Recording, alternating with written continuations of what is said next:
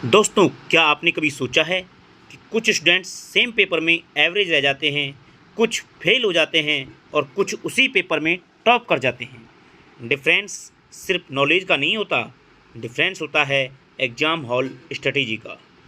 आज मैं आपको बताऊंगा वो रियल स्ट्रेटेजी जिससे आप अपने नियमित समय में, एक नियत समय में पेपर फाड़ सकते हैं। नमस्कार दोस्तों, मैं हूं रिंकू योगी, सीनियर टीचर, और आप देख रहे हैं योगी एजुकेशन वर्ल्ड। अगर आपने ये 5 स्टेप फॉलो कर लिए तो आपका सिलेक्शन ऑलमोस्ट फिक्स मानो। तो चलिए साथियों, बिना देर किए करते हैं वीडियो प्रारंभ। देखिए साथियों, सबसे पहली बात यह है कि फर्स्ट स्टेप हमारा ये है कि फर्स्ट के 10 मिनट्स, आपके पहले जो 10 मिनट है, जैसे ही आप एग्जाम हॉल में पेपर करने बैठते हैं तो आपको पहले 10 मिनट क्या करना है, जैसे ही पेपर आपको मिले तो सीधे उसको सॉल्व नहीं करना है। ये गलती आपको नहीं करनी है। पहले 10 मिनट आपको पूरा पेपर स्कैन करना है। स्कैन से मतलब ये है कि पेपर एक बार तो आप पेपर खोलने से पहले एक लंबी सांस लें, अपने आप को बिल्कुल रिलैक्स करें और अपने इष्ट का नाम लेकर के पेपर प्रारंभ करें। अब उसमें आपको सबसे पहले क्या करना है, एक बार पेपर को देखना है और उस पेपर पर टिक करना है कि जो जो प्रश्न बिल्कुल सरल आए हैं, जो आपको पूरे 100% तरह से जिनके आंसर आते हैं, उन प्रश्नों पर टिक लगा दीजिए और उन्हीं के आंसर अब आपको ओएमआर पर गोले करने हैं। यानी कि पहले के जो शुरुआती 10 मिनट हैं उसमें आपको पूरे पेपर को एक तरह से स्कैन करके इजी क्वेश्चंस को मार्क करना है और टफ क्वेश्चन को छोड़ना है। यही वो स्ट्रेटजी है जो टॉपर्स यूज करते हैं। स्टेप नंबर 2, दूसरा स्टेप है साथियों, इजी क्वेश्चन पहले करो। इजी क्वेश्चन हैं जो उसमें आपने टिक लगाई है, अब आपको उन इजी क्वेश्चनों को टारगेट करके पहले करना है।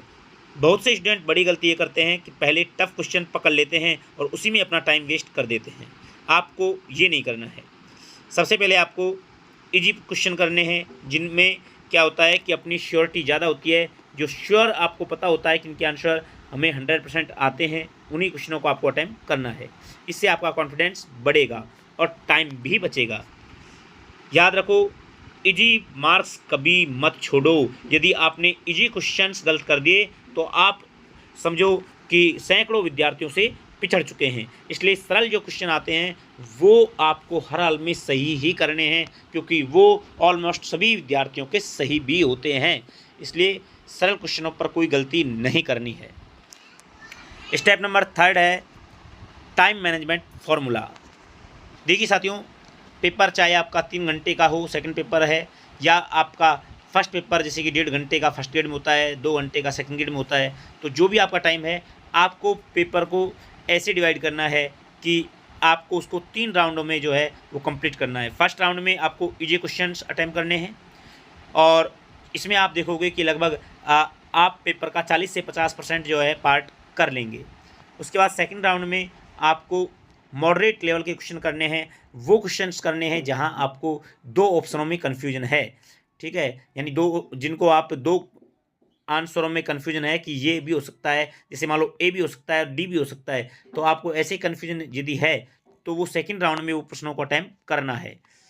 और लास्ट जो राउंड है वो टफ क्वेश्चनों का होता है, लेकिन उसमें सारे क्वेश्चन नहीं करने हैं, क्योंकि यही हम गलती करते हैं लास्ट राउंड में और यही हम ज़्यादा नेगेटिव कर बैठते हैं। तो इसमें केवल जो है टफ क्वेश्चन है उनमें आपको 8 से 10% क्वेश्चन ही अटेम्प्ट करने चाहिए। उनमें भी वो क्वेश्चन जो आपने कभी पढ़े हैं लेकिन इस समय आपके दिमाग से निकल रहे हैं, तो वो क्वेश्चन ही आपको अटेम्प्ट करने चाहिए। बाकी इस पर ज़्यादा रिस्क लेनी नहीं चाहिए।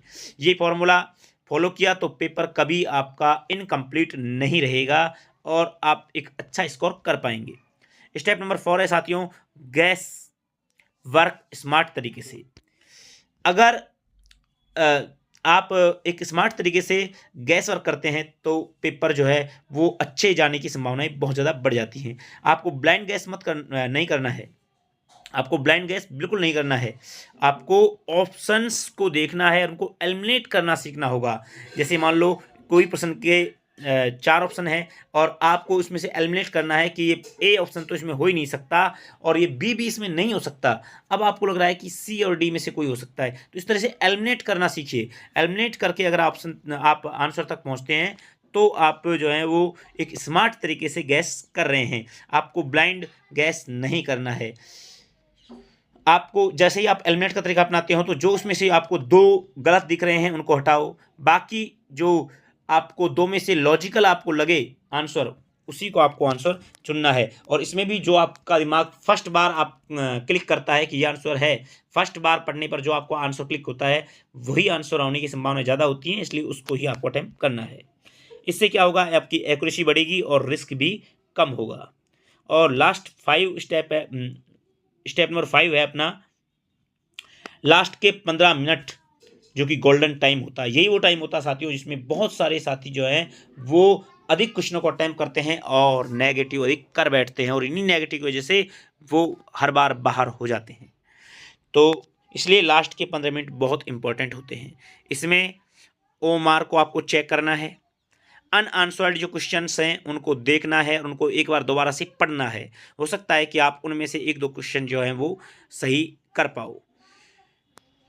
और जो कोई छोटी मोटी आपसे कोई प्रश्न आपसे पढ़ने से रह गया है तो वो चीज़ आपको लास्ट में देखनी है। यहाँ आपको ज़्यादा रिस्क लेना नहीं है।